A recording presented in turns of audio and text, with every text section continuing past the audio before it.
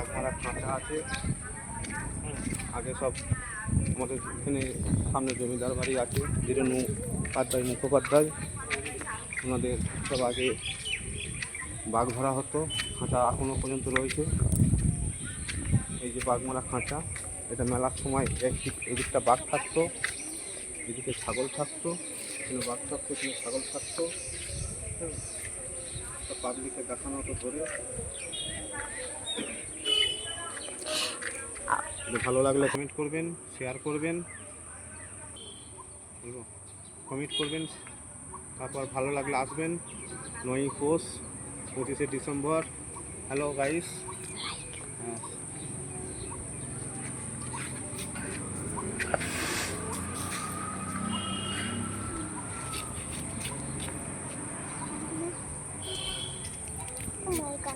জমিদার বাড়িটা আসছে, আর একটু ঘোরা।